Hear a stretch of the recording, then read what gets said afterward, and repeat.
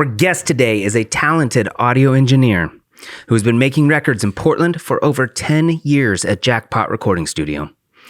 He has worked with Portugal the Man, Sleater-Kinney, Quasi, the Decemberists, and Red Fang, to name a few.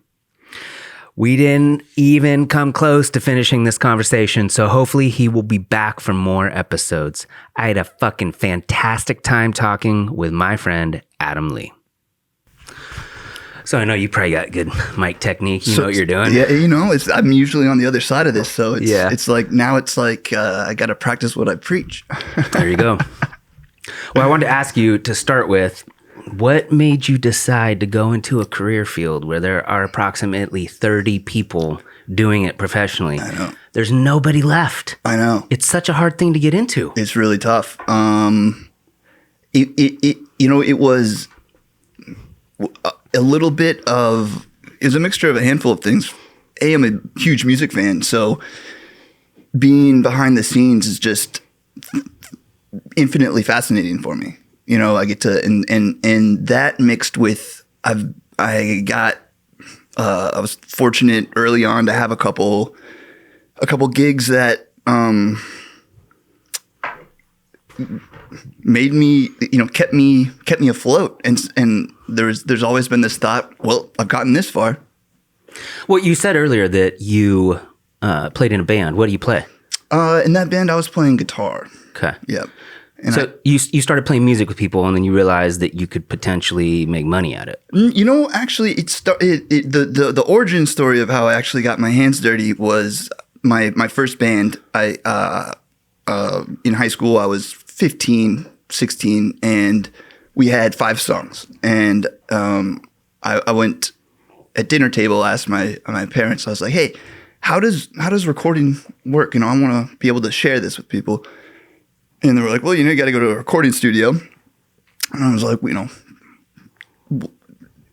so we looked into it, and it was $600. And my mom was like, no, no. She's like, go practice guitar, and then we'll talk about it. Yeah. So I was like, well, I got to figure out a way to do this. And so I was on guitar.com message boards, and this dude was selling this SG, and behind the guitar was a 4-track reel-to-reel. And I was like, you're trying to get rid of that. And he's like, it's yours if you can pick it up. My sister was driving to Georgia, and I called her, and I was like, hey, are you passing through Texas? She's like, I'm in Texas right now. And I gave her this address. She's like, I'm 10 minutes away from that place. Seriously. And so she picked up this 4-track for me and brought it back to Arizona. And I started recording my band on it. And so it was always this way to just record my friends' music. I was like, if access to recording is not for high school kids, how are young people supposed to show what they're doing, And so that's where it really started. And you said that you graduated in 2005. Is that what you said? I think that's correct. From high school? Yeah. I am really weird with numbers. I always remember numbers for some reason. You said 2005. So you were in high school from 2001 to 2005. Yep. So that was before digital really started to happen. So this is, yeah. So what did this 4-track record to? Cassette? No, it was a reel-to-reel. It was a 1/4-inch tape. Oh, wow. It was a TIAC 3340. Yeah, it was like 100-pound, and so in your original question of how did I get into this or decide to do this, I realized actually too that I was at the crest of the digital age, where a PreSonus FirePod was at $800 or $900 or something. You can get them on Reverb for $80 now, and 8-channel, one of the first prosumer 8-channel interfaces. And I realized that if I start now and go hard, there's no one ahead of me. I'm 16, 17. And if I just go hard, there's not going to be some prodigy 24-year-old who just gets started and knows what he's doing. You got to learn this stuff, you got to understand microphones and miking techniques, and you got to mix 1,000 songs before anything sounds good. So that's kind of what I did. I just I I'm the bass player in my band, bought one of the first interfaces you could. And, you know, I had a SM57 and we started in our dorm room. Yeah. We started like making a bunch of music in the closet. But with the 1/4-inch reel to reel, Yep. wasn't it hard to get tape to re-spool it? They're huge. They're massive. Yeah. Well, I didn't know anything. I mean, I knew literally nothing. I brought that thing into my guitar instructor for a guitar lesson. I was like, I picked this up. I have no idea what I'm doing. And he kind of showed me how to spool it and the basics of like just like recording. And but how that machine works too, just little nerdery is like you only can listen to 2 tracks at a time because it's technically a 4-track, but you have to flip it. Like I even forget the exactly how it works. But I emailed the dude that I picked it up from, and I was like, hey, how do you get it? How can you listen to both channels?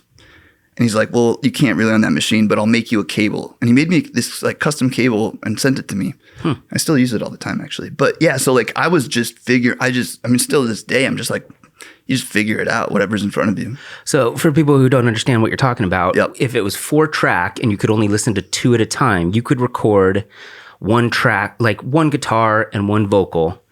And then you could just listen to those 2 and you'd have to flip it over to record 2 more? I forget exactly how it worked, but it was or if you engaged all 4 tracks, 2 of them were in. You could only listen to 2. You or only could something? listen to 2. It was really weird because it wasn't meant to be a 4-track multi-track like recorder. It was kind of a broadcast machine that did like 2 at a time, and to conserve 1/4-inch tape, it would do, you know, stack A or stack B. I forget exactly, but it was a total mind confusion thing where you had to like figure out how to hear what you're trying to hear. But that's I mean, those early trials totally set me up for still to this day, you know, whatever's in front of you, you got to make sound out of it. And you got to make it sound cool. When he had some street cred too, if you're rolling up with this huge. I know, right? Yeah. They're like, what? This guy's fucking serious. Totally. Yeah. Yep. That's true. And we went from that to my friend had a hi-fi, like a Sony camcorder with a stereo mic on it. And we'd record onto that and then bounce it into a computer super primitively. All this stuff sounded pretty terrible, but it was it was like, at least I could hear back what we did. Without that, like there was no easy way to do this. Yeah. Like, and so I was kind of last on or really experiencing these things before the digital technology is to where it is, where people demo on their iPhone all the time, and it's great. So, I mean, there's more demos on iPhones. Like that's 90% of the demos people send me are just from their iPhone. You know, press record. And if that was available when I was in bands in high school, I probably wouldn't actually be doing this. Yeah, because it would have been easy. Like, but the challenge of it just like kept that carrot in front of my head, kept me like trying to figure out the next how to capture sound. I don't know. So do you think that you spent more time trying to record what you guys were doing as opposed to trying to write new songs? Like, did you kind of put guitar in the back burner while you were learning how to use the tape machine? Kind of. Yeah. You figured out that was more exciting to you? It was. And it also was like, if no one could ever hear what I did on guitar, didn't matter what I was doing on guitar. So I had to figure out how to, and this is actually still how I think too. It's just like if you have to have whatever you're making, it has to be represented well in order for people to receive it. Like the bar is high, and if you can't make it sound that good, whatever you're doing kind of doesn't matter. I mean, that is a absolute stretch of actually how it plays out, but that's a mindset, you know? It's just like, if I don't know how to make this sound good, it doesn't matter what I'm playing. Yeah.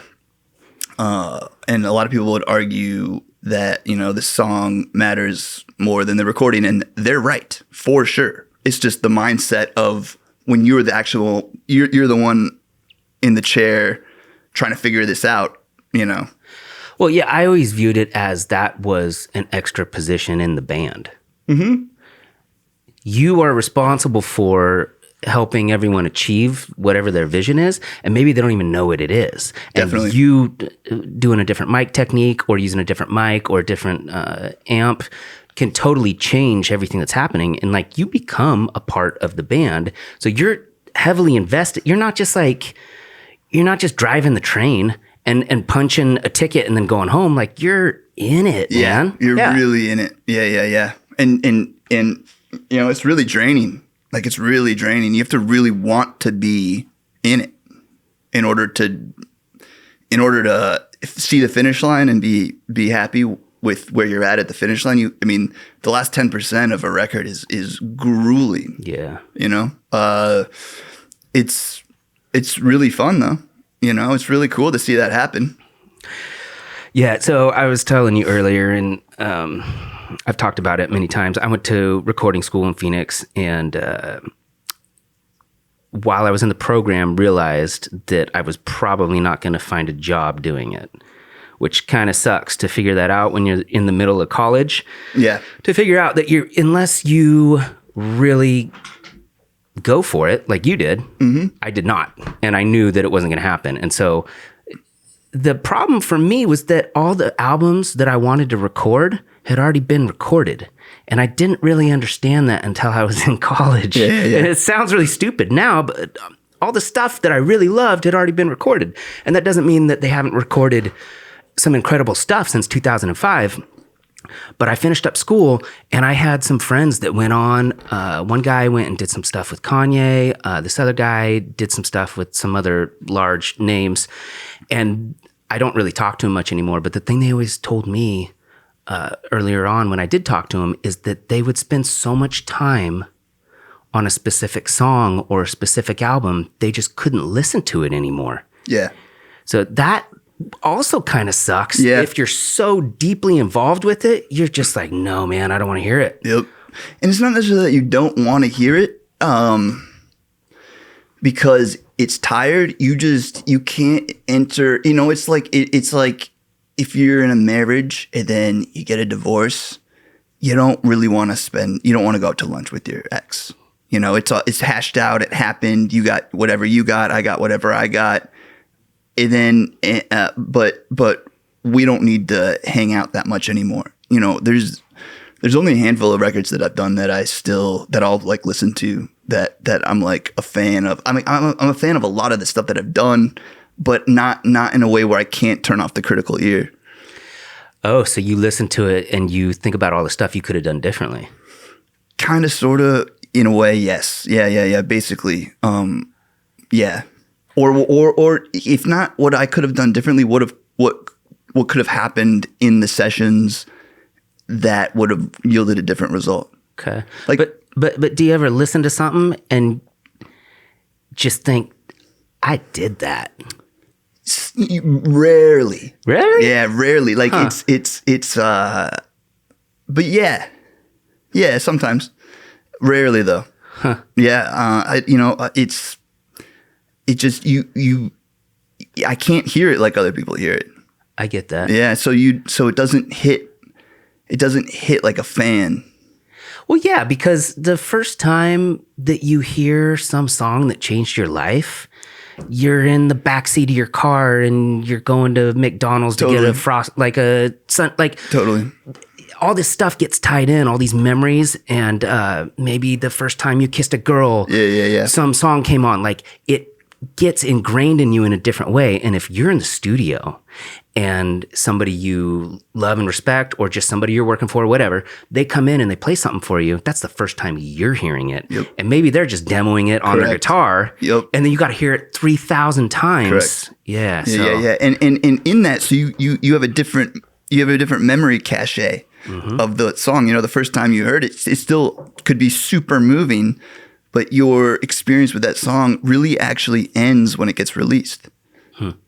because it's like then I made that thing, so now everyone else gets to experience it. But my moment with it was the weeks or months that we made it, and it changed a lot. So in that time, so whatever is out there is a version of what my mind saw during the process. So it does hit different. But when you do something that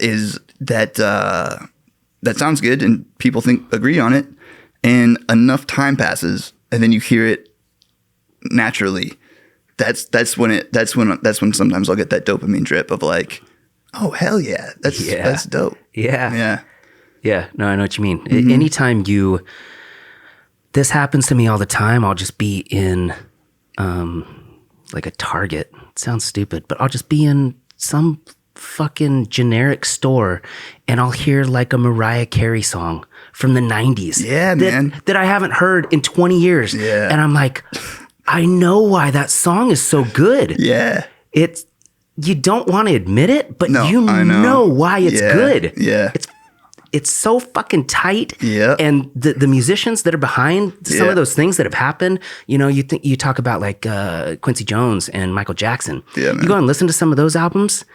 Yeah. It's like a robot who is a human. I know. It could not be more perfect. Yeah. But still not Has have that, yep. It's got emotion in it. Yeah, and it's just so tight. Budgets, man. The 90s, there was big budgets for records. And every record that I've been a part of that has a budget gets to see the vision longer and harder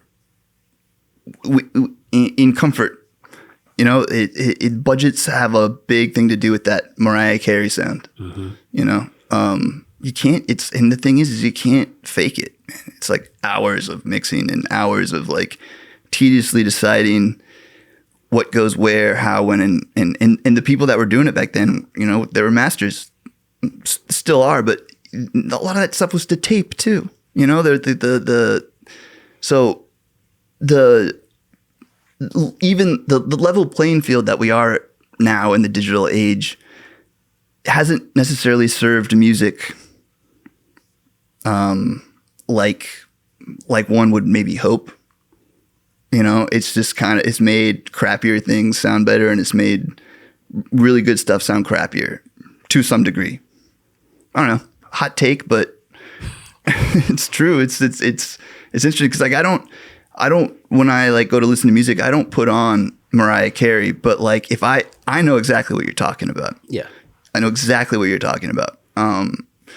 Her big record she was on a swing or something. I was in 8th grade, and I remember so well because I loved that record, man. And you couldn't, also back then, everyone was listening to the same thing. Yeah. You couldn't get, there wasn't these subgenres that a lot of people hang out in now, which I love.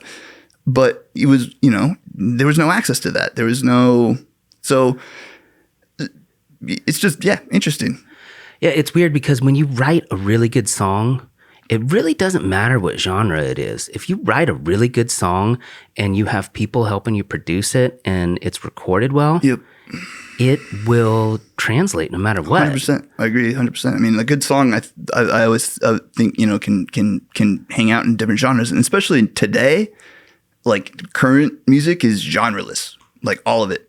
Folk, like, indie turned into pop. Like from 2015 to current, it's just people will be like, oh, we're an indie rock band or whatever, and it's a straight pop band, which is fine. I don't judge, but it's just the categorization of genres. You can be weird, but you still have to have a hook. You have to have a hook. Yeah. You got to have something. You gotta grab the attention, make someone feel. That's really what it is. It's how do you make someone feel something? I have this buddy. He's got a studio in Texas, and we were talking one day. We were talking about the early years of fucking up and like screwing up, and like whether people knew or not. That was just what we were talking about. And he was like, "Man, I was tape hopping, and early on, and I just thought to myself, he's like, this is black magic. He's like, we mined metals from the ground, like make microphones, charge them with electricity to capture air, and then that goes to tape. And then it gets spit out of the tape through a bunch of windings, carbon faders, to go out these magnetic things. Also, we have levers of emotion. Mm-hmm. He's like, this is black magic shit, man. It is, because, I mean, until, like the 30s, when they started recording on wax, nothing was recorded, ever. If you wanted to hear something, you had to witness it in person. Yeah. And I had a conversation with somebody about Beethoven, and it's just come back to me now. We really have no idea what he expected those compositions to sound like, because it's not recorded by him ever. I know. We could be playing it completely differently than whatever he wanted it to be. Yep. That's the benefit of recording things for posterity. Yeah. You know, he was either Mozart or Beethoven that had a sister. It was Mozart. Who was also child prodigy. Yeah. And then she just got pushed to the side, man. She was a girl. They didn't care about that. I know, and all her shit got lost. Yeah, and she was supposedly just as good as he was. That's what he said. Yeah. You know? Yeah, it's pretty wild. I know. So I just read that, and I was super fascinated by that fact. I was like, man, like, what it brought to mind too is just the amount of music that has just been lost because of our like social concepts of what deserves to get brought to the surface. Well, yeah, and now anybody can record anything. So there's more good stuff rising, but there's also a lot more bad stuff. Agreed. You know, and the music changes so quickly, not just genres, but how it is brought to light, that whenever I kind of get bummed out on like, man, there's a bunch of crap going on, or like it changes, you know, it will change. That, you know, you go from records to tapes to CDs to records to streaming. You know, it's just like along the way, those are all industries that get disrupted, ended, resurrected, and behind those industries are people. Mm-hmm. You know, it's a super fast. You're in and out. You got 5 good years. You're out. It's really weird, and that's actually part of the reason that I'm like, stick around. I think the whole thing is super fascinating, just to watch these people. Like you can't get to a certain place in the music industry without being like super passionate about it. Whatever it is, mastering to vinyl manufacturing, like to the T-boy. Like if he's not or she's not passionate about it, like they're out. Well, passion is a good thing to sell no matter what industry you're in. Agreed. That translates. People can recognize that. Yep. No matter what you're doing, if you display that you are enjoying it, yep, it just, I don't know, people can read that and they appreciate it so much more. Yep. And that's what makes certain types of music so genuine and certain recordings so genuine. But what I was thinking about is that crossover point. I always get so fixated and fascinated on that point that happens right before something blows up, where you're just like a regular dude, mm-hmm. and then you're just like sitting in your room playing guitar one day, and you come up with some riff, and then you go record it with a guy like you, and then just fucking gone. Yeah. And that thing that happens where you are a normal person and then you're not anymore, that's a crazy, crazy thing. Agreed. Yeah. It fucks a lot of people up. It does. Yeah. And I kind of get it. Like if you feel the weight of the expectation to keep the party going, like it only can go for so long, you know.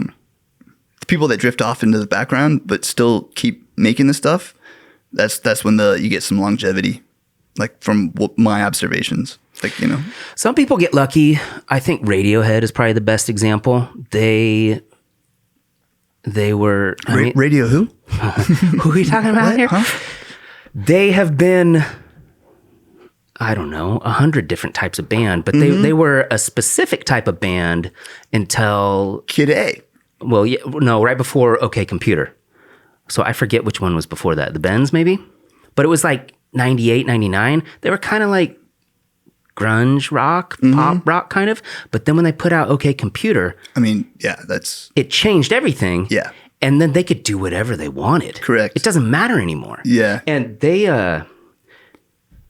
I love Radiohead. Yeah, man. And every time they put out an album, I hate it. You know, the first time a moon-shaped pool, that's the first one that I didn't like off the bat. Yeah, you're like, I love these guys. How is it so bad? I know. But then you listen to it 3, 4, 6, 8 months later, and you're like, oh my God, it's incredible. Totally. Yep.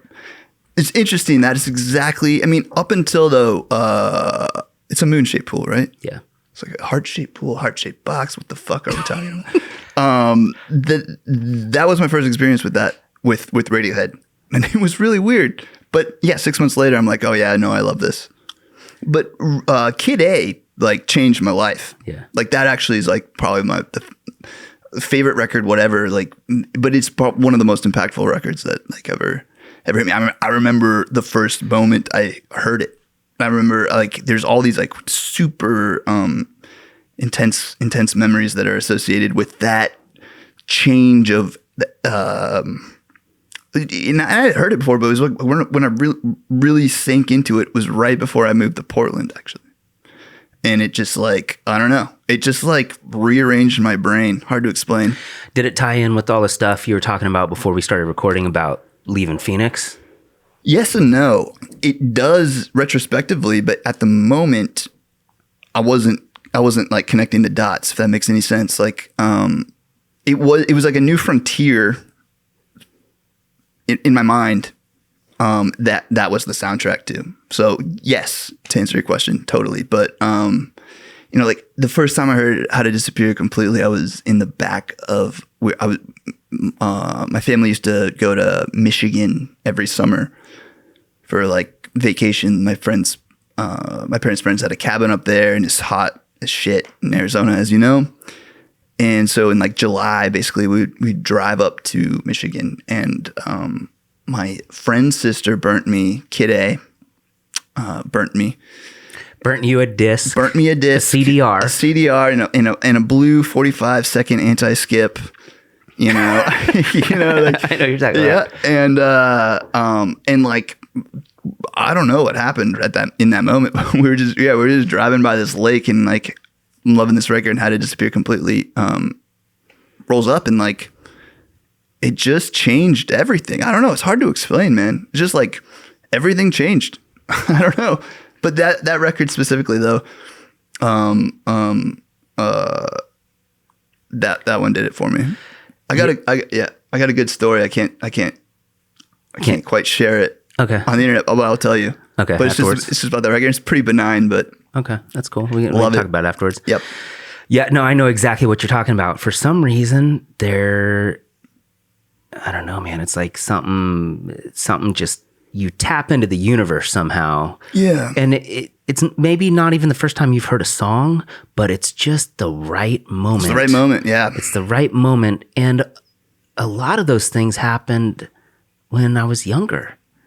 I think there's something very cool and pure about being a kid, and, you know, your parents are in charge of you. You don't make money. You can't make decisions. You kind of feel oppressed. You don't know what you're doing. Yep. You don't know how to talk to girls or what job you're going to, like, everything's fucking confusing. Yeah. And then you just hear some song in the backseat of the car, and, like, something about it's just right. Yeah. I think what you just said is totally right. But what I think changes is, like, people convince themselves that they're adults, or they convince themselves that they know what's going on. And so they hold themselves together like, no, I am this thing. And really, there's no magical arch that we march through at age 20, where now we're an adult. Now, you know, it's really, this entire world is just made of older children. But seriously, yeah, you don't get certificate that says that you are now an adult and you can act like one, and this is how you're supposed to act. People are just living their like childhood traumas, dreams, and concepts, and they're just older, and we equate older with knowing what's going on, but no one knows what's going on. No, it's totally true. You think that when you're a kid. I used to be pretty fixated on the 27 Club. Yeah. Kurt Cobain, Jimi Hendrix, Janis Joplin, Jim Morrison. I used to think that if I didn't achieve something by then, that I couldn't compare myself to these greats that had come before. Mm-hmm. And that's like a crazy thing to compare yourself 100%. to. No, I know the mindset though, because it's like also that's a ripe mindset when you're 20. You know, you're exposed to all this like this wonderful art that these people did, and they all died at 27, and so you got 7 years. What can I do in 7 years? Which is a good chunk of time for goals. I mean, like in my mind, there's like days, and then there's like years. Like what happens in the months is like really blurry. Like I got today, and then I can like look out at a year, and then like 7 years is this like mystery, but no, I know what you're saying. Very unfair comparison though. It is. And the thing about some of those people that created this amazing art that we'll be talking about forever is that somehow they were a part of something bigger. And I really feel like they were like some sort of weird sacrifice, because they all put out insane stuff in a 2, 3, 4 year span, and then they died.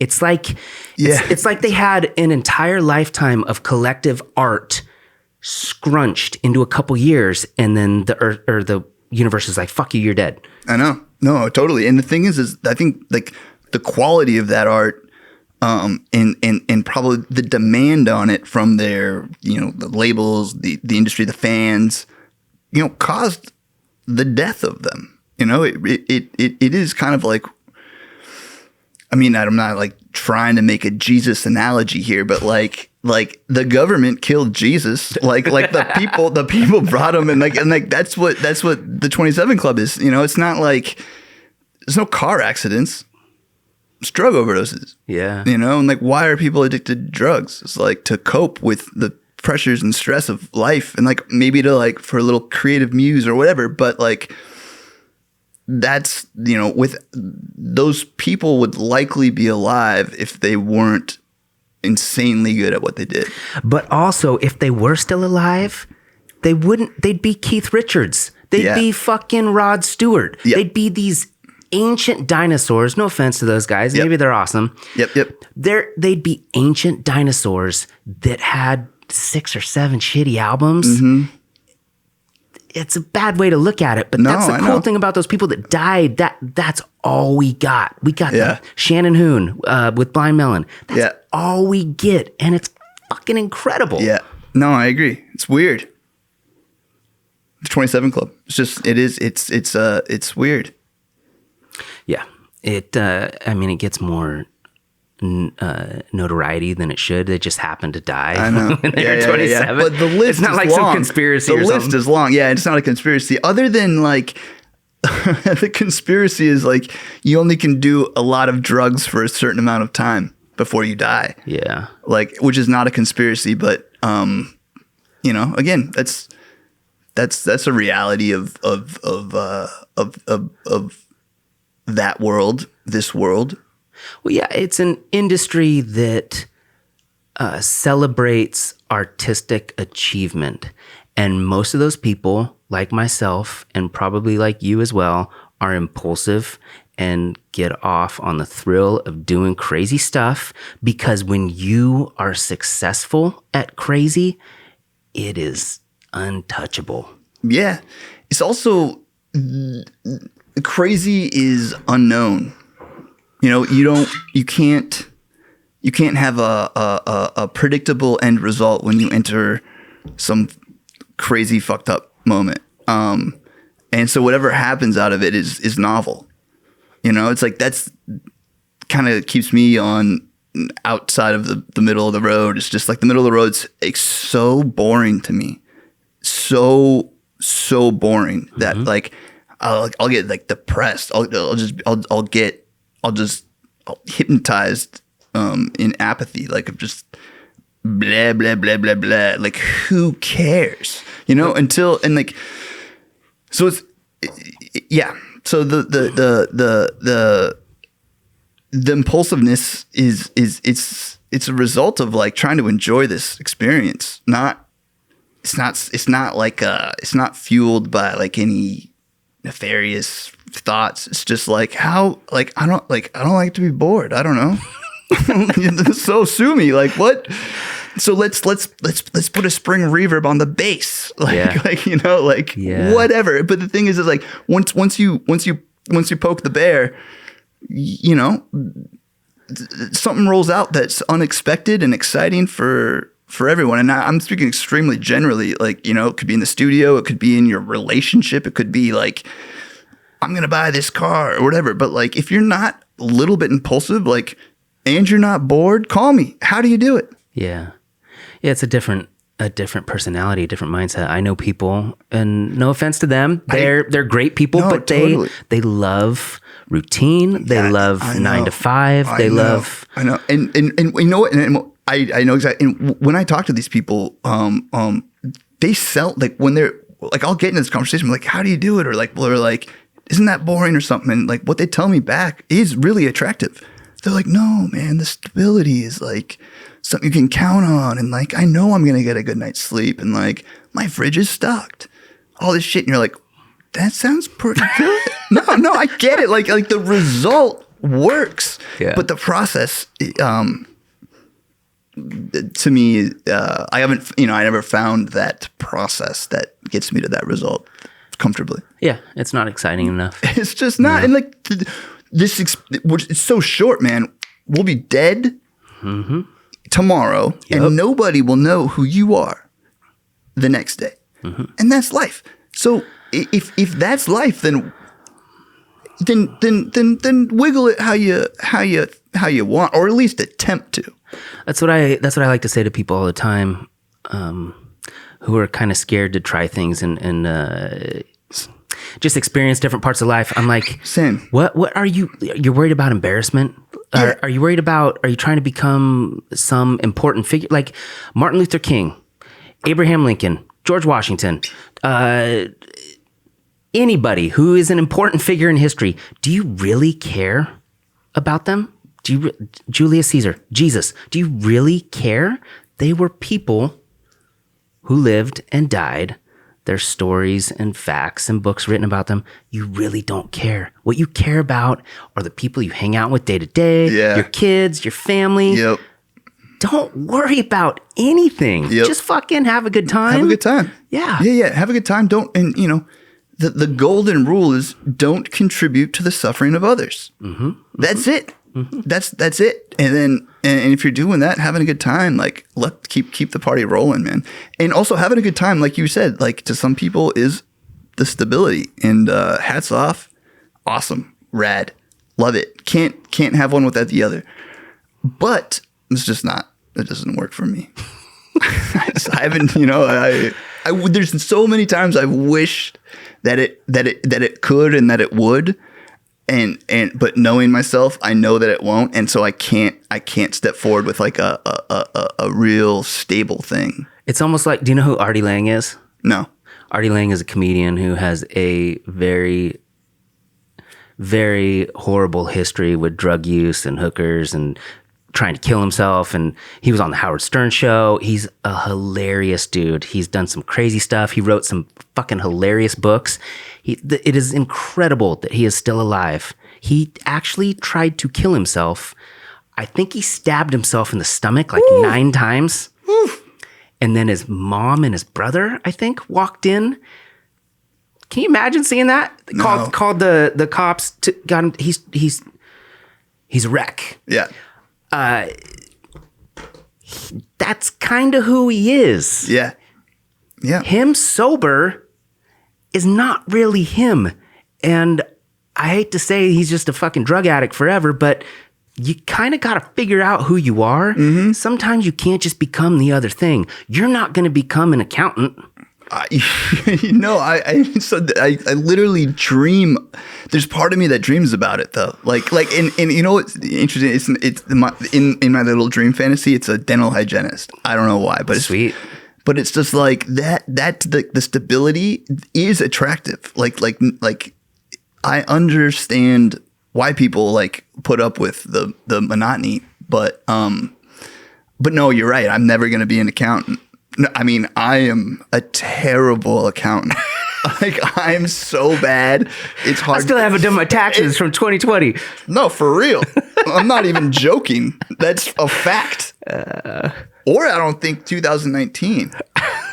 I have it on it's on my calendar in a couple of weeks to do all my taxes. I'm serious. Like, it's just, but the thing is I haven't been able to. And there's a lot of people that would be like, well, you don't prioritize it or whatever. It's just like when you're making money off of like really poor artists, and when I say making money, it sounds like I'm extorting them, but I'm working for them extremely hard. You don't get a lot of money. And when you don't, so you're always grinding. And when you're always grinding, the thought of doing your taxes, it doesn't even, you're like, no, I have to do this or else I don't eat. Yeah. No, honestly, it's like, can't the government figure out how to take how many taxes I owe? Of course they can. They can. TurboTax does not need to exist. There we go. Yeah. Yeah. No, so with all that too, it's just like, I kind of live like TurboTax doesn't exist and they have. And frankly, I'm going to do my taxes and then whatever's going to happen is going to happen. Yeah. And I'm not too worried about it. It's like, even if I get this $1 million tax bill, which is obviously impossible. Cool. Yeah. Like I'm not actually concerned about. So kind of back to the point of we live and we die. If I spend my life concerned about taxes, I'm not living. Mm-hmm. I'm also not saying that that's responsible, but I am saying that it doesn't matter mm-hmm. whether that is or is not responsible. Whether they get done on time or they don't. I've had a similar conversation with a handful of responsible people that don't understand where I'm coming from, and that's actually what makes it an interesting conversation. But at the end of the day, it doesn't matter. Like it does if you make it matter. No, back to another golden rule is you create your own purpose, man. Yeah, you know. Yeah. So if taxes are not my purpose, yeah. I'll do them. I'll pay them, whatever. I don't mind. Like, but I also haven't had time or the mental calories to like think about it. Cause also it's gnarly, man. I have a bunch of, you get dozens of like 1099s. Yeah. And also I've been in Portland for almost 14 years and I've had 13 addresses. Yeah, for real. You just move every year because it's fun. Maybe, and the first place I lived for 3 years. So there was a moment in the housing insanity, 2016, 17, 18, where I was moving like every 6 months. Because the thing is like a big thing that has kept this train rolling is low overhead. And low overhead is like not paying a lot of rent, but you pay for it in other ways. You know, it's like here's a room for X amount of money. You're cold. You're whatever. There's something that you have to pay for, and the thing that I've paid for is like you got to get out because we're selling the house, or the lease is up and nobody's renewing. And do you want to renew? I'm like, the whole house? No, I gotta go. So, you know, so like there's just, I've had to, that's been a big challenge. And so like, frankly, I don't know where these 1099s are getting sent to, or like, I don't like you know, like I got a bankruptcy under my belt from a previous business, experiment, I guess we could call it, that that like the government couldn't find where I lived. They were trying to garnish my wages, but I'm like an independent contractor. Oh, they could totally find you if they wanted to. It was nuts. That's ridiculous. I know. I don't think I owed them enough money where they cared enough. Like actually one of those things. But again, these things, they stack up. And then there's a moment where you got to go, if I care about this pillar of bullshit, it will totally take over the opportunities that I have right now. Yeah. To move forward in this world that I find extremely interesting. Yeah. So let's go back to you in the studio doing the things that you love, that you care about, because that's what the goal is. That's what the focus is. The focus is. So you're in the studio and you've been there, you said, for 14. I made my first record like for money when I was 19. How long have you been at Jackpot? 10 years. 10 years. Yep. Okay. And you don't have to name specifics if you don't want to, just because whatever. But in those 10 years, so you got hired and you came in and you were probably a little green. Super green. Oh, shit. Super green. So were you an assistant for a while? Yeah, totally. Yeah, man. I mean, the story's pretty cool. Full circle, I achieved my bankruptcy with a coffee business where my business partner totally fucked me over, like super tough, super rough, like real intentional yanking of all my cash. And I was walking with 2 5-gallon buckets of paint, like before all the bullshit went down, from the paint store to paint the walls at the coffee shop when Larry called me and was like, do you want to be the assistant at Jackpot? And I was like, totally. And the thing is like the whole business venture with the coffee shop was so I had time. So I had control of my time. Yeah. So you wanted to make money at the coffee shop so that you could have something making money for you so that you could actually pursue what you wanted to pursue. Yeah. Basically. Yeah. And really, instead of having money, like with my mindset of low overhead, it was time. Like time is kind of my currency. Like, so, if I could schedule someone else to be working, I would have time to do what I wanted to do. But anyways, actually, let me backtrack before that too, because I was working at a coffee. I was roasting coffee. I was a coffee roaster, and I met Larry at a bar at Coney Island on Hawthorne. Did you know who he was? Yeah, totally. Okay. Yeah. And he was with his lovely wife, and they were chatting. And I was like, oh shit! I'm like, there's Larry. I was just with a friend, and then like I was like, oh, you should go say hi. And I was like, nah, I don't want to bother him. Like, he's enjoying himself. I'm not going to go be like, music, blah, blah, blah, blah, blah. But I had briefly met him in Arizona, and I talked about moving to Portland, and he kind of gave me this thing. He's like, nah. He didn't say don't do it, but it's just like saturated. So anyways, I had like 2 drinks, and his wife went to the restroom, and I was like, I'm just going to go say hi real quick. And so I did, and I was like, we met at in Phoenix briefly, and here I am. I did move to Portland, and he was like, oh, blah blah blah. His wife comes back. She's like, have you checked out the studio yet? And I was like, actually, I haven't. And she's like, you should. And I was like, I will. And so I did. I went to the studio and I brought him coffee that I roasted, and then like we chatted for an hour. It was rad, and then like a week or 2 later, he emailed me. He's like, hey man, that coffee was pretty good. Like, he's like, it's really tough for me to get Stumptown on the weekly. Could you bring me coffee? And I was like, yeah, totally. So like, it was like once a week I would be bringing like a pound of coffee. And like for a year and a half, where I never went past the second door at Jackpot. I was just the coffee dude. Huh. And, but he knew I was into music and stuff. And so that turned into assisting. That's how that happened. I wonder if he was feeling you out just to be like, totally. How dedicated is this guy? In some sense, totally. Yeah. But the thing is, like, in my mind, it was kind of hilarious because I had come from Phoenix all the way to Portland in this like music mindset. And like, I was actually kind of living the dream, like being a coffee roaster, giving coffee to Jackpot, like in my mind, my like, 20 whatever year old mind. And, but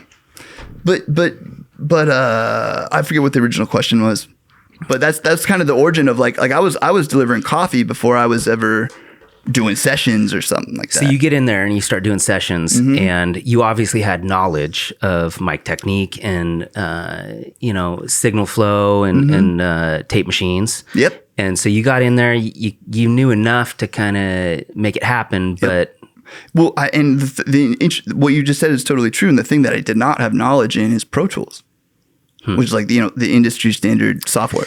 Yeah, but at that point in time, it wasn't quite there, was it? It was. Oh, was it? Absolutely, man. Like you had to know it, and I didn't at all. I was on Cubase because it came free with the PreSonus FirePod. Yeah, and I was just like, that's all I knew. That's all I could afford. So like, tell people what Pro Tools is. Pro Tools, yeah, it's this software that all recording studios professional use. It's basically the digital computer version of recording on a tape machine. Yeah? Yeah, sure. Yeah, that's, and there's the only reason that everyone uses it is because everyone uses it. Yeah. It's not better than anything else, but it's how, we talk to each other. Here's the session. It is expected that you have Pro Tools and you know what's going on. Yeah. And when you don't, that's kind of nerve-wracking. But I mean, Larry showed me. He's rad. He really let me figure it out, and I did. And then he shows up. I was assisting for something one day, and at the end of the day, he's like, who just booked some time? And I was like, oh, who? And he's like, Built a Spill. And I was like, oh, sweet. He's like, yeah. I was thinking, he's like, I can't do it. He's like, Sam Coombs was producing it.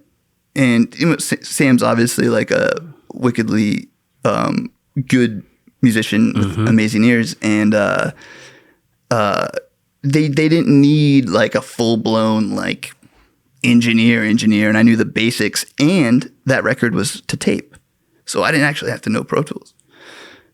And he's like, I was thinking of having you on it, And I was like, what are you thinking? I was like, what? I'm the coffee guy. yeah. But I was like, all right, let's do it. And it was totally rad. It was totally cool. It totally worked out. But yeah, it was definitely sink or swim. But once, and it was great, man. Working with those working with everyone in that scenario was just such a blessing for a young, interested engineer, I think that's really important. Some people can do stuff for a long time and be really good at it, but they're kind of bitter and they just take it for granted. But if you get a young kid who is like really passionate about it, you can teach them anything. Yeah, totally. And it sounds like that's what happened with you. Yeah, to a certain degree. I mean, I'm still that young kid. I'm just not like. How old are you? 36. 36. But like, I have a concept like musicians don't age like normal people. Yeah. Like I've like hung out with like 60+ year old musicians who literally there's no age. They don't look at people like they're younger or older. Like they don't treat people with the age hierarchy that society has decided to like treat people with. And that is a common thread throughout like lifetime musicians.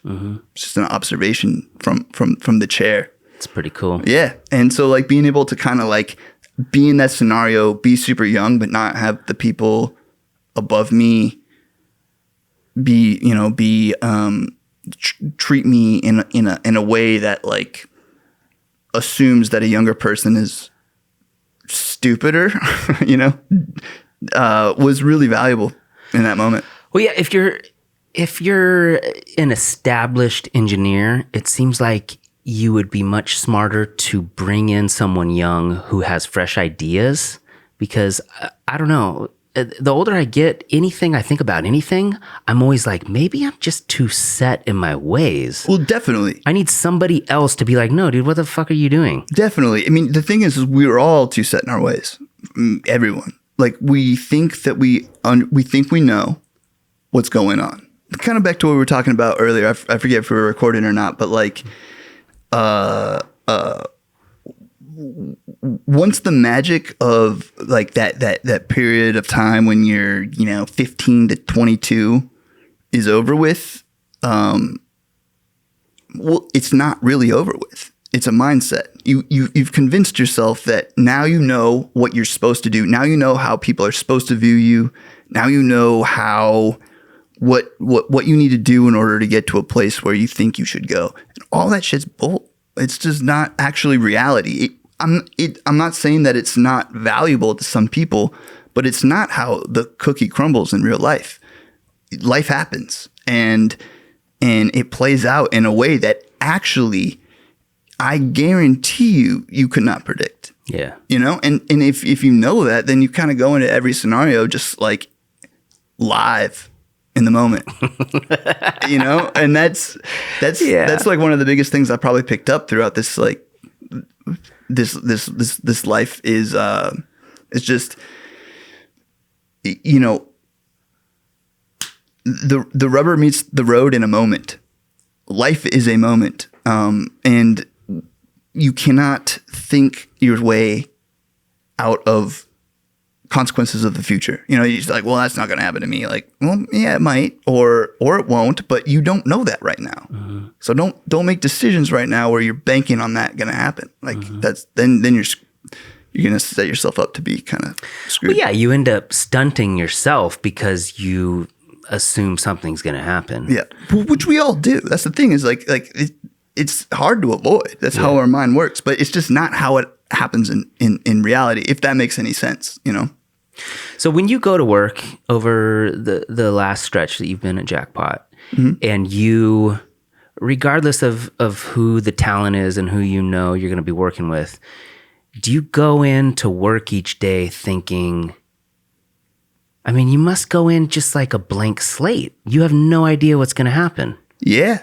totally. I go in, and the thing is like there's a lot of respect from my perspective with someone who has a fringe idea that is spending the time and the money to go to Jackpot, for example. And more so than the time and the money to go to Jackpot, it's the time and the interest of developing whatever idea they're developing. And like that process deserves a lot of respect, regardless of what you think about it. Like, it's not like there's things that I haven't understood or gotten in certain moments that I realize retrospectively that are wickedly cool, and vice versa, to be honest. But the point is just like the 50-year-old from Coos Bay that drives down to record like some super bizarre thing is like just as valid, or maybe more so, than like the local young punk band or something. Like, it's like that the process of making music and putting yourself in these positions of vulnerability and financial turmoil, like, it's expensive, man, to record, right? Like, it's like, and these people that are not expecting a return on their investment are doing it. To me, that means, well, it demands a certain amount of respect that I bring to the table every day, because I'm just like, look, you showed up, man.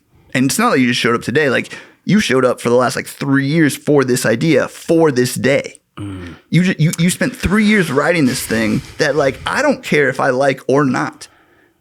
The fact that you did that and then you spent the money to show up today is like, I'm going to show up today too. I didn't think about that really till you just said it that way. You have no idea what anybody put into anything. Correct. Yeah. It could have been 10 years that they were working on that. A lot of times it is. And so if you show up and you're just a douchebag engineer who like doesn't care, who's like worried about like whatever you're worried about, you know, it can like poison a scene. Yeah. You have not to like go to your head or something, but you have a lot of power and a lot of influence. If you're a shithead when you show up, Totally. it's going to influence the entire session. Correct. Oh, 100%. It's going to influence it's going to influence a lot. So you kind of got to keep your conscience clean and your like your motives like pure. And over time, the people that stick around like generally have even people with massive success would still be doing the things that they're doing without it. If they just, because of it, they got the success. But yeah, I mean, I've learned so many valuable life lessons that are totally outside the music realm from totally random people that I would never meet in the real world,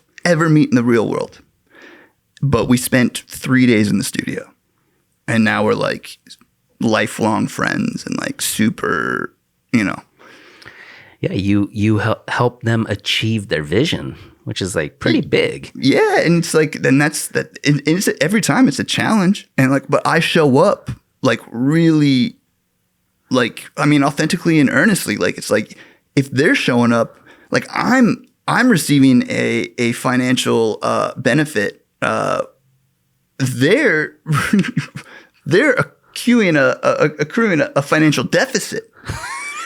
So it's just like, and that's how work works. But the thing is when you mix that with art, it feels real shady, man, to like take someone's money and not give a shit. Yeah. And outside of that, it's just wrong when you care about the art form, it's just wrong. So that's tough though sometimes, because what we were talking about earlier, when you have to work on something over and over and over again. I think about the accountants. That's their everyday, Yeah. It's just like a week for me or something. But the thing is like, it still doesn't, even when it's really bad, which is like really rare, honestly. I still muster up the like, I still care deeply about the person that's bringing it to the table. And here's an example that really actually gets me by and gets me motivated is sometimes there'll be these like weekend warrior bands that, they're trying to do like, let's say 6 songs on a Saturday and a Sunday mixed out the door, which is like a lot of work. So how many hours is that per day? 10 hours a day? 10 hours a day, like on paper, but it will stretch out to like 12, 13 a lot of times. And, over time, you see the hierarchy of how these bands works. And like, for the example, I'm just going to pick on the bass player just because. But, oftentimes the bass player will be just like the yes man. Oh, okay. Like, and like, he'll kind of get bossed around maybe, or like you can tell that his voice isn't really heard. And I take that like, I'm like, all right, I want to hear what this bass player has to say, because, or like, I'm gonna pump up this bass player's like ego on talkback, like, the bass line was sick or whatever the fuck.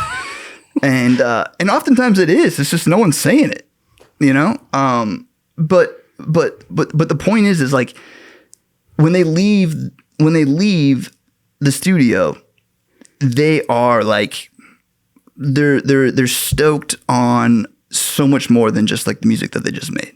It's like they just brought, a lifetime of experience to a collaborative moment. And when you're able to like positively reinforce that, you see kind of people like transform. It's not like some woo-ha crazy transformation, but it's just like, what if the thing that you did in your basement or for a decade all of a sudden was supported? It turns on a switch that you didn't know you had, and that's the kind of like, when you were talking about the power of the influence that like an engineer has, it's like more so than like the end result of this song. You get that end result by playing the people's personalities in the sessions. Well, yeah, you get to be, like we talked about, or like I said earlier, you get to be the 5th member. If there's 4 members in the band, you're kind of the 5th. You are an external source who can kind of see the different personalities, and maybe you get to help the bass player support his ideas a little bit more than anyone else would. Yeah, and also just be like, oh, cool, this entire band has this hierarchy structure. I'm new to this table. Yeah. I don't follow it.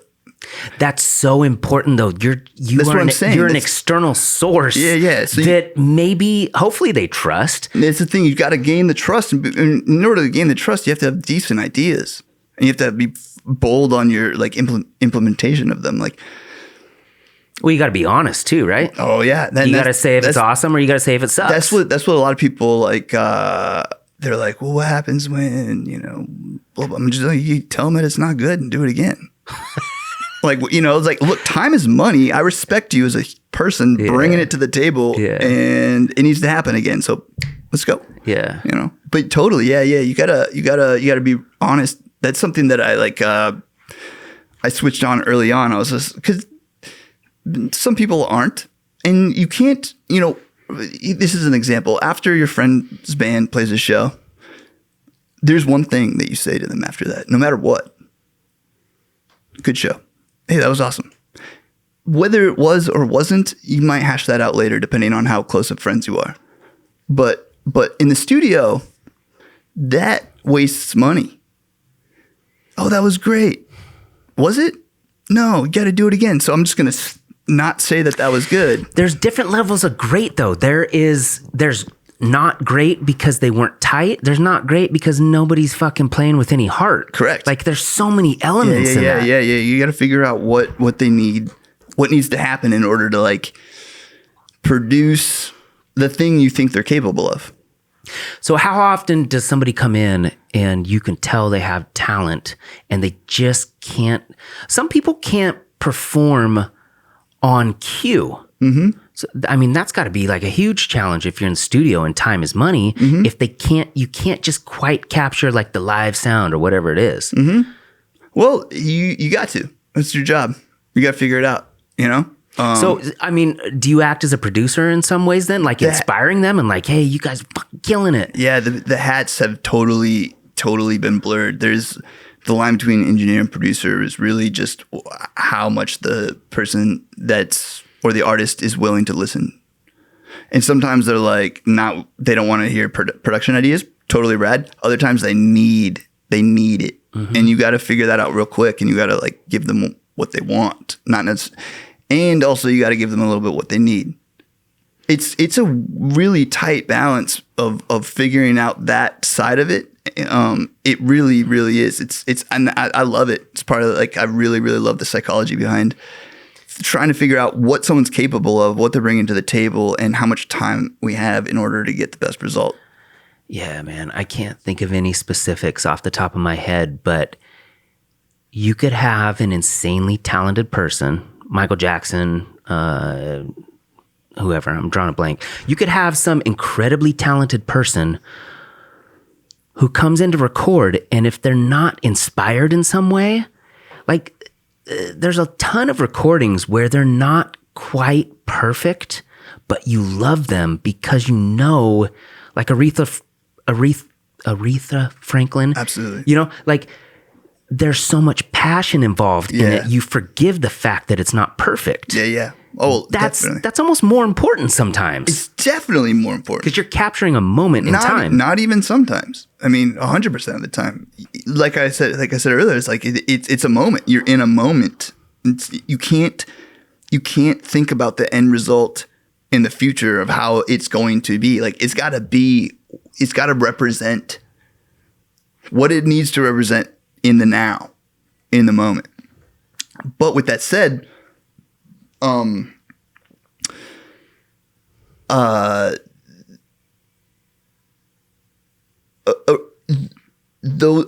when we look back to like Aretha Franklin and those records that are not perfect, or they're like even janky, but feel great, it's live, it's human. Those are live takes by humans, and they're humans that care, right? So even their fuck ups are like are not the recovery of the fuck up is intentional and urgent. They care. a bunch of humans carrying in a room, trying hard, right? So that's the process that you gotta reassemble. Is you gotta get a bunch of humans in a room together that care, and then you just gotta massage it. And that's how magic happens. It's like, it's not a process in editing. It's not a process in pre-production. It's in a moment, in the now. You gotta get people together on the same page. Because on the opposite side of it, there's so many recordings that are perfect and sterile, right? And that's a whole genre, and that works for things like car commercials and like what. And you know what? The world needs all that shit. But like, if at the end of the day you're going into the studio to try to recreate or create a vibe or quote unquote magic, you got to get multiple people in the same room that care. It's not one person can do it, but they can usually just do it on their own, and they'll come to you with all the shit that they recorded to mix it. But if you're in the recording process, it's like two humans playing off each other live in a moment is going to produce non-perfection that feels right. Yeah. And so this was just got to keep rolling on that until it works. You can sense it. You made me think of Bob Dylan, like a Rolling Stone. I forget what the guy's name was, but he wasn't supposed to be playing on the record. He was playing organ. The organ player, and he comes in like half a beat too late. It's great. Yeah, I love that it shit, fucking man. killed it. Perfect. Yeah, that's what I'm talking about. That stuff you can't. And that's what I'm talking about when you say you can't fix the future in with what you have in a moment. Like you can't predict that, right? You can't be like, oh yeah, you're gonna be playing. It's just like, he was available. He knew how to play some chords. He didn't know what was going on, but he cared, and he was in the room with a bunch of other people. You know, and that's the result. I love that story too. Yeah, all those stories like that. I love those, man. And music history is riddled with them, because especially back in the tape days, like it's kind of like an archaeological project of printing sound waves to magnetic tape that work together. Like it's a little bonkers. It's a little there's no going back at a certain point and fixing anything. So whatever it is has to be accepted. Well, yeah, that's why, all those early Beatles albums sounded so terrible, because they had 4 tracks. They would record 3, then they would bounce those 3 to the 1, then they would get 3. Once those 3 got bounced to the 1, that was it. Yeah, and sometimes those were done. And that 1 would be panned like hard left, and that's like kick drum, tambourine, and like background vocal or something, you know, and it sounds wonky, but no, the early Beatles recordings were terrible. But also, what year was that? Everything was well, they were experimenting with stuff. They were doing stuff that no one else, and no one knew what you were supposed to do in stereo. Like, everything was mono until 64 or something, 62. Yep. Yeah, so them putting Ringo's snare drum far left. Yeah. Nobody had ever done that before. The stereo didn't exist. It wasn't wrong. It still isn't. No, I love all those recordings. Yeah, but I'm saying I know what you're saying. When you compare them to modern stuff, you're like, absolutely. What the fuck were they doing? Well, also, if you use the same material and use a modern recording technique and process, would the magic be there? No, that's why it's so cool. So on that, if you were trying to create something special, like, it's not advice. I'm not like, I don't want to give advice to anyone, but like, you got to let it go in the moment of seeing it through. You got to just prepare as good as you want to, but show up, and it's not precious. You're going to be dead. No one's going to care ever, forever. You're not going to make a lot of money from it. Just know all these things. Seriously. And then show up and be like, this is what I got going on, and see what happens. That's when something cool happens. Yeah. For sure. So do you ever give pep talks to people when they come in? Yeah. It's probably a bad habit of mine. Because after 2 or 3 takes, you see what's available, and you see where you're at, and you see how much time you have left. And then you're like, what can we do? And then you have a conversation. That's what it's all about. It's about having a conversation. It's about setting expectations, not necessarily from. It's setting expectations about what you think is possible, and then seeing what the artist says back. And sometimes they're like, "Oh yeah, I could do that. I could do." Some people, they can sing with this like crazy raspy voice, with amplitude and range, and like 2 takes, you're like, "Oh shit! Like, can they sustain this?" And then so they come back in to listen, and you ask them, like, can you keep doing? They're like, all day long.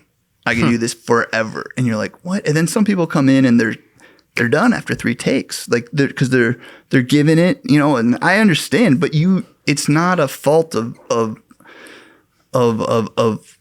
their voice. It's just, you have to recognize what's available, how much time you got left, and what the desired end result is. And then you got to communicate, have a conversation about that. And a lot of times that sounds like a pep talk, Well, a lot of times the first take is the best. Just a lot of times it is. I mean, I think about people who have to act in movies. God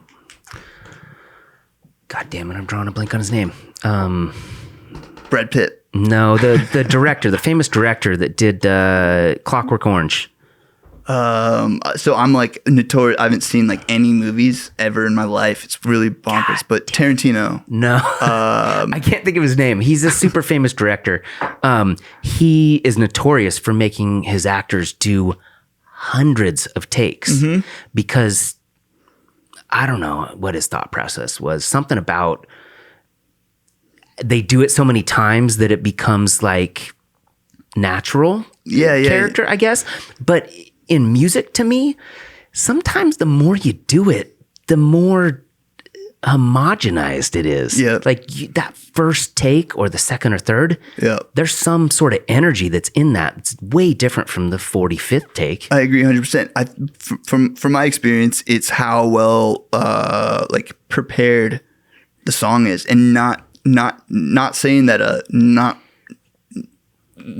well-prepared song is worse or better, but if a song isn't realized to its final version before you hit the studio, you got to spend like an hour doing takes in order to get the tempo and all the changes right if a band's doing it.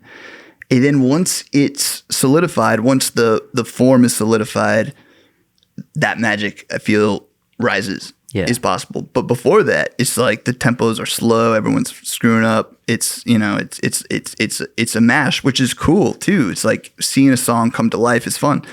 But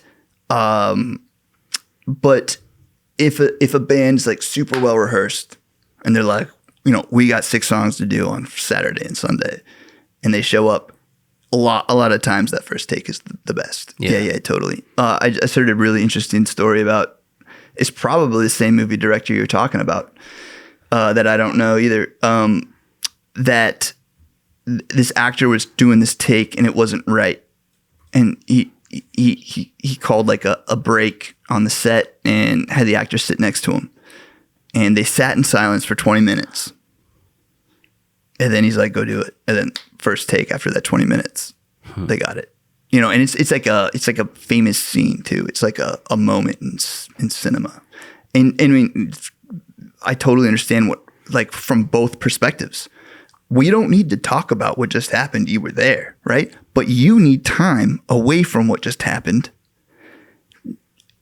for whatever for to not do the same screw ups that you've been doing, or to not present how you've been presenting. Yeah. You just need quite literally 20 minutes. And whenever the thing settles down, or I will obviously, this was an extremely short story that I heard via some interview, but he's like, all right, go try it again. Then they got it first take. So it's like, that's a big deal breaking. You're gonna repeat like 50% of the thing that you just did every single time, unless there's a gap. Your confidence diminishes. The more times you fuck up in a row, you just, I'm terrible. I don't know what I'm doing. I can't do this. Like if you just take a little break, I can see how that works. So it's that whole mind game it's pretty interesting. Stanley Kubrick. Stanley Kubrick. That's who I was looking for. Nice. Yeah. Yeah, so you are involved in a very fascinating process that I have been fortunate enough to study and understand and spend a lot of my time in my life pursuing and educating myself about. You get to do it every day. And have to do it every day. Have to do it every day. Or else you don't eat. So you can get food. It's so cool, man. It's so cool. You've worked with some incredible artists. Yeah. You have laid your personality and your stamp on tons of albums that have been printed and sold and processed. And you're a part of this thing every day. And that's what's so cool to me about what you do, is that you just go to work. You don't know what's going to happen. You go in, you talk to some people. Maybe somebody eats a burrito at lunch and they get acid reflux, and then it makes them play guitar faster. Like, there's totally any number of things that can happen that totally influence. It's like a domino effect. It's really, every single day. Every single day. It's really wild. Some of my favorite conversations are with other engineers that live a similar day to day, unpredictable day to day, and like the stories just back and forth are hilarious. Where like, you know, my whatever I'm bringing to the table, whatever I'm telling them is just they're dying laughing, and likewise, you know. And there's different genres, different parts of the world, the country that different scenes are you know, based out of, and it's a really fascinating world. You know, it's not that reliable or that sustainable. It's not. It's straight up not. And like, that's part of this is like, well, I've gotten this far, might as well just like keep pushing. Mm-hmm. But if you I would like to poll, like, you know, 100 engineers, whatever. Like, if you were like 10 years in, if you were to be able to go back in time and change your career trajectory at 20, would you? Like that? Like, you know, there would be a shitload of engineers that say absolutely. I would not do this again. I've gotten this far, thank God, and I'm able to, you know, feed myself and put a roof over my head. But like, there's sacrifices, man. Like, you don't have like the personal life of a normal person at all. In what way? It doesn't make any sense for you to be 25, to be dating someone, and then you know, broke as shit, no health insurance, living in a basement, and then, you know, and they're like, might be mildly supportive or like understanding, and then like you spend $2,000 on a compressor. They just look at you and they're just like, there's no future in this decision making.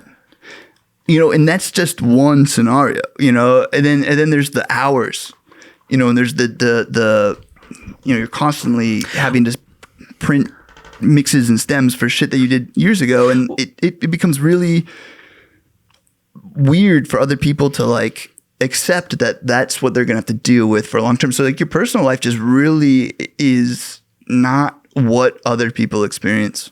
Well, yeah, I asked you that when I reached out to you to ask you to come hang out with me. What is your normal schedule? Is it like 2 to 10, 2 to midnight, something like that? Well, if I'm at Jackpot, I usually schedule it like 10 to 8. Nice. 10 to 8. But like, recently I've been finishing this project that I like love dearly. We've a year plus on. We recorded it in Iceland. It's like, this like real rad project, and I'm like, I'm so deep in it that I'm doing a night shift. Like, when I called you earlier, like, I just woke up. I've been sleeping like during the days. I've been sleeping like these like 4 hour periods. You know, every 12, 16 hours. So right before you came here, you slept 4 hours? Yeah. For real. You're very articulate. So then I'm going to go eat dinner at my friend's house down the street. And then I'm going to go to work for, probably midnight till like 5 or 6 in the morning. And then I'll sleep for, I don't know. Because you're going to edit, or you're working with somebody in a different time zone? Both. Yeah. Yeah, both on this one. But I'm going to, the thing is like at the end, the last 10% of a record is probably the hardest. Yeah, you said that. And yeah. I'm there right now with a lot of tracks, and I can't grind it out. I have to be like rested and fed and slept, and like I can't keep that schedule from a normal person. It just doesn't. It's just not working. Like I have to cut off. I have to like actually not respond to emails and not. I can't do a lot of like things that normal people do to keep up their life when I'm in this zone, and so here I am. But like I also kind of like it. So that's life. Well, that makes me appreciate you even more.